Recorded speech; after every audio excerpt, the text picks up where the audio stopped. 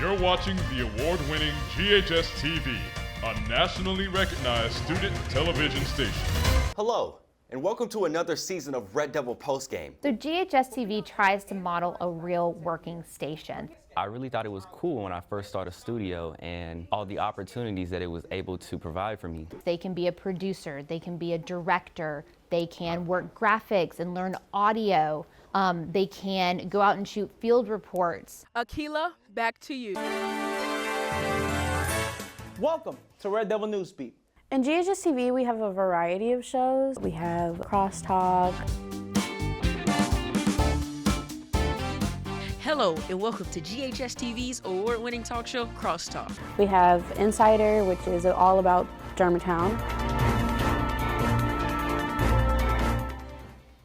Hello and welcome to GHS Insider, the show that's all about the G. Some things that I've learned from this class is that how to work as a team. We learn how to communicate better with people. Something I'll take with me from in the future is their slogan, check, double check, and check again. There's so many different things you can do here. I would say take risks. Push yourself further than you think you can go, and we will help guide you there. Go Red Devils!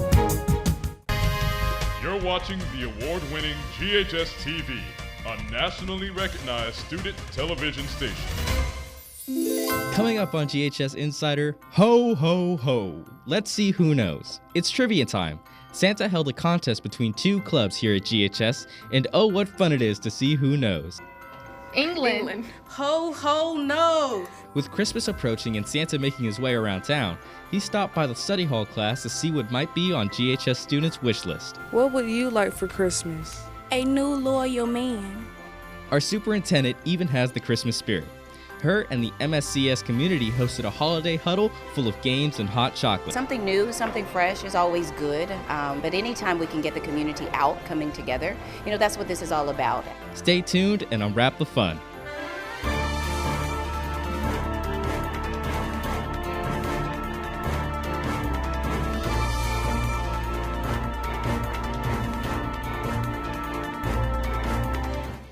It's beginning to look a lot like Christmas, and we're ready to slay the season. Welcome to GHS Insider, the show that's all about the G. I'm Chris Peanut, and today you'll explore all the holiday spirit happening around Germantown High School. And I'm Kendall Stewart. It's finally that jolly time of year, and I'm excited to see what gifts we'll see under the tree. I'm hoping to get that new comic book and a new makeup palette. Right? I'm looking to get some new kicks and jewelry. But Kendall, jingle away. Thanks, Chris. Superintendent Dr. Marie Fagans gets in the holiday spirit.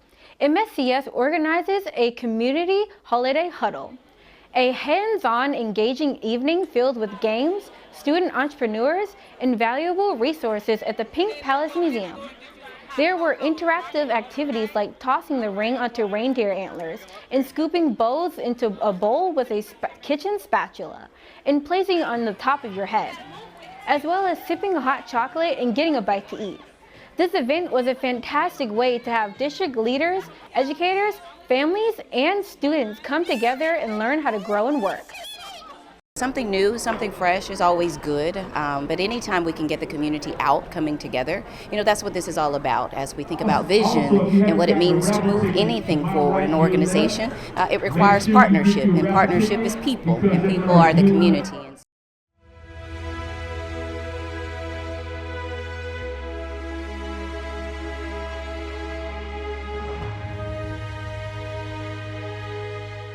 It's an election unlike any other in American history. Vice President Kamala Harris wants to be the first female president, while her opponent, former President Donald Trump, is hoping for an elusive second term in office, despite being a convicted felon. Good evening, and welcome to GHS-TV's live coverage of Election Night 2024. I'm Calvin Nicholson, and tonight is guaranteed to leave us all on the edge of our seats as the results roll in. It's not just the presidential race we'll be keeping an eye on, but as usual, we'll be following the Senate race, where the Democrats hope to keep their razor-thin majority despite an unfavorable map. That includes a Tennessee U.S. Senate race between incumbent Republican Marsha Blackburn and Democratic challenger State Representative Gloria Johnson, who burst onto the scenes as one of the Tennessee Three. In the House, the Republicans want to stay in majority and increase their numbers with many Trump-backed candidates. And then we will turn to local politics as Memphis voters decide to approve the 3 gun control amendments. But first, the race everyone is talking about, the election of the next president of the United States.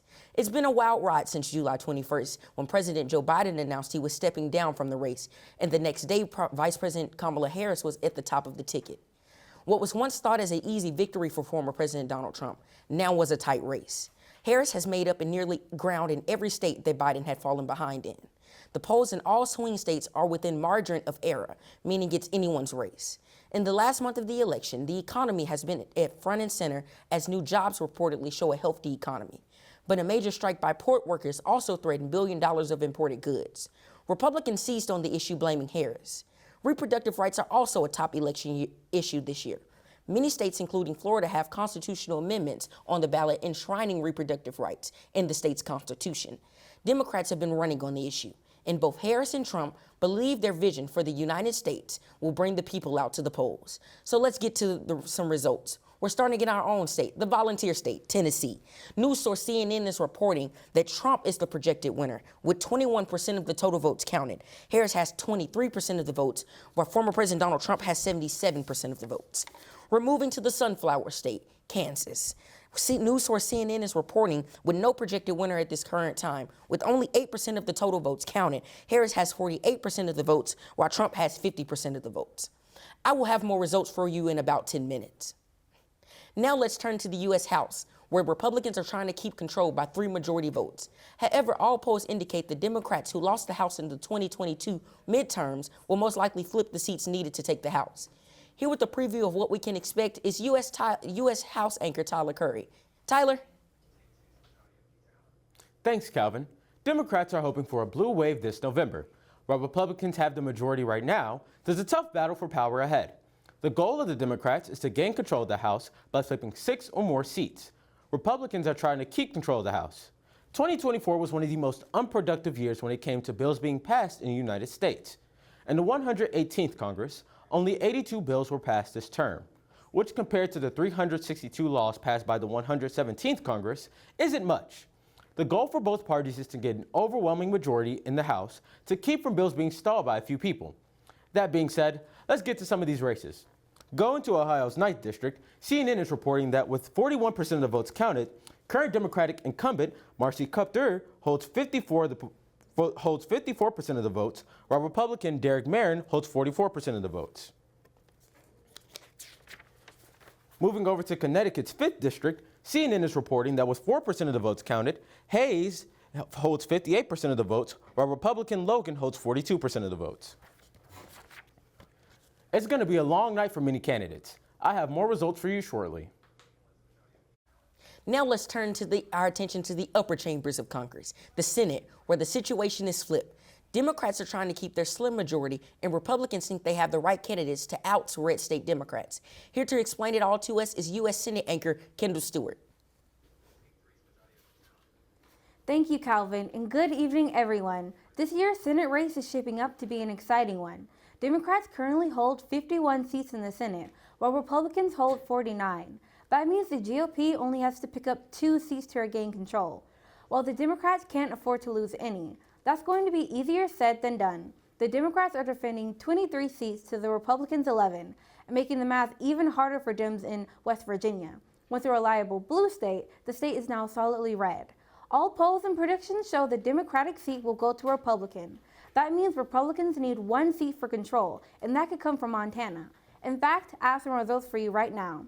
Going to the state of Indiana, news source CNN reports with 37% of the votes in, with projected winner Republican Banks ahead with 62% of the vote, and Democrat McCray with 36%. Now going to the race in Vermont, news source CNN reports with 27% of the votes counted, with projected winner Bernie Sanders and with 60%, and Republican Gerald Malloy with 36%. I'll keep you updated throughout the night on how the U.S. Senate race is playing out in all the key states. Calvin? You're watching the award-winning GHS-TV, a nationally recognized student television station. Coming up on Memphis-Shelby County Schools Report. Coaches are on the backbone of a team's success, and Germantown High School football has some of the best. We'll explore their relationships with players. Coaching is teaching, and both require relationship building first. Parents will want to stay tuned for today's MSCS Focus. GHS-TV reporter Calvin Nicholson sits down with Superintendent Dr. Marie Fagans to discuss her plans for the district. The vision for Memphis-Shelby County Schools is it's a big one. It's quite ambitious, but I want every kid, every student just like you to be able to win and win big. And later, learning financial responsibility early. We'll take you inside a unique experience for local students at the Junior Achievement of Memphis. I want to work at First Horizon Bank when I grow up, and I want to run it. It's all coming up on Memphis-Shelby County Schools Report.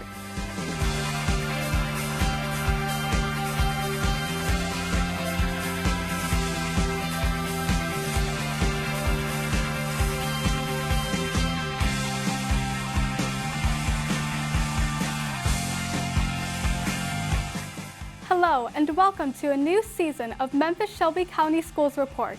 We're coming to you from the studios of Germantown High School Television. I'm Lynette Davis. And I'm Michelle Yu. Each month we highlight various people, programs, and events making a difference in our school system. What does it mean to be a coach? Are you a mentor, friend, acting parent? Or does it mean being intentional with what you say and how you say it to inspire your athletes? GHS Red Devil football coaches hope to inspire their team all the way to state championship this year. MSCSR student reporter Chloe Brady and videographer Tyler Curry got to know the coaches. I'm King 3-2, okay? We locked up right there, now we got special. Everybody loves him. Everybody loves Gene. Me and Coach Gene, we got a real personal relationship from fairly. He very understanding about anything. I want your heart, I want your effort, and I want your everything. I think our coaching staff, much like any team, is a team within a team. They differ. You know, you have a young coach in Coach Garrett Jones, who's in a new role, is becoming his own as offensive coordinator. Then you have a defensive coordinator in Earl Harmon, who's an older, more veteran guy. Everyone has their own style.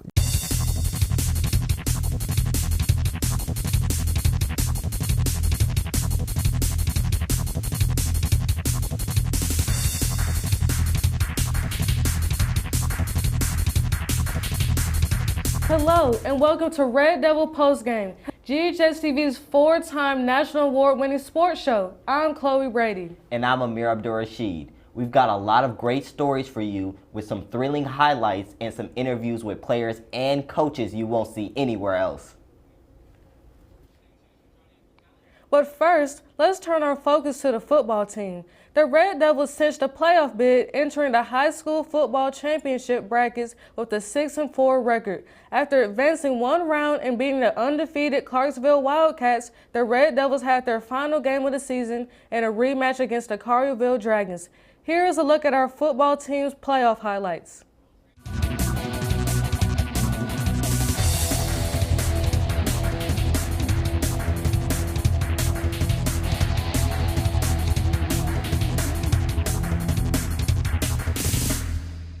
Since we were on the verge of getting into the playoffs, I told the guys to be ready. You know, be ready for your opportunity. Winning that game was huge for us, you know, gave us the confidence and just really got excited.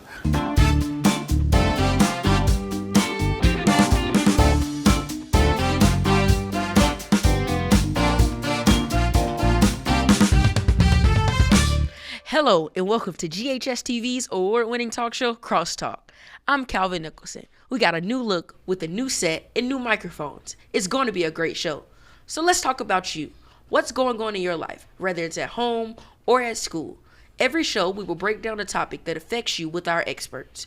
Then we will bring in our peers to get their take on the issue. Our first topic of the season is cell phone bans. Just this year, LA, the second largest school district in the country, rolled out a cell phone ban, and there are statewide bans in Florida, Indiana, Ohio, and Virginia. Here in the Mid-South, Marshall County and Mississippi just enacted a cell phone ban, as did Warren County. So will it work? With me today are my two experts. For the classroom perspective, we have GHS geometry teacher, Elizabeth Locke. And for the district's take, we have Cherie Jones, Ignite School Network 2 leader for MSCS. So let's talk. We're going to start with you, Ms. Jones. Straight out, is MSCS looking into any cell phone bans? No, not at the moment. But MSCS is reviewing policy right now. And according to policy, it's actually policy 6024. We are not to have cell phones seen or heard in schools. They should be put away at all times. They should be off. They should not be used whatsoever. That's good to know. At least we know there's no cell phone bans yet. Ms. Locke, as someone who's in the classroom every day, what is your experience with students and their cell phones? I think it's beneficial sometimes because it helps you, we don't have to worry about technology. They don't have to have their laptops. But kids are not able to do two things at once.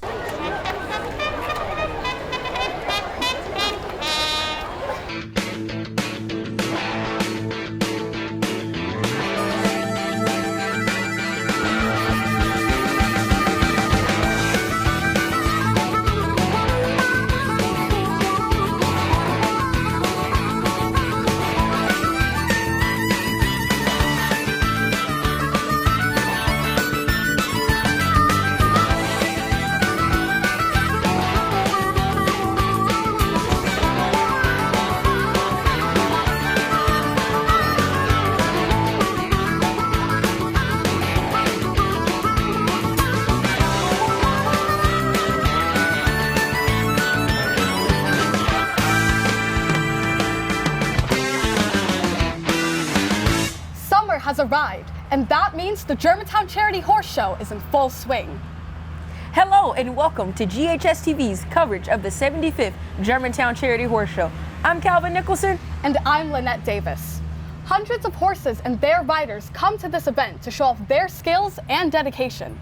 Every year during the first week of June, we get to watch as they jump and gallop their way to the winner's circle. We have reporters scattered all over the grounds to give you a unique look at the horse show. Let's find out what they have in store. Nearly 100 riding trainers gather at the Germantown Charity Horse Show this week. I'm Amir Abdur-Rashid, and I'm going to be looking at the importance of those trainers in keeping this horse show running. I'm Michelle Yu. Saddle up and get ready for the ride as we go behind the curtain to find out what it takes to get a horse ready for competition. It's a blast from the past at the horse show this year. Organizers have brought back a very unique class. I'm Tyler Curry, and I'll introduce you to the class that brought the 40s back in pairs. Do you have a lucky charm? Well, a horse has 4. I'm Christopher Pina, and I'll be here talking with the men that keep the horse's hooves competition ready.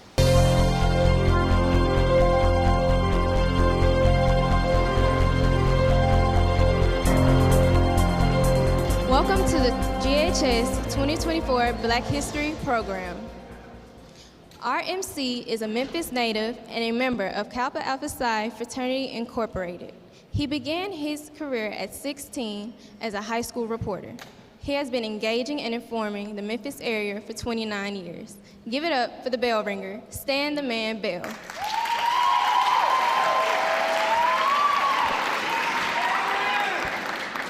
Come on, Aaron. Y'all get up for Aaron, y'all. Come on, give it up. Aaron Fitzgerald. All right, let me say, is it afternoon? Okay, good afternoon, buenas tardes, amigos. How's everybody doing? Anybody here speak Spanish? Anybody speak Spanish? Oh, hola, buenas tardes. ¿Cómo estás? Bien, chévere. ¿Cómo te sientes? Oh, mal estudiante. Okay, bienvenidos. How's everybody doing? Germantown in the house. Germantown, make some noise. GHS.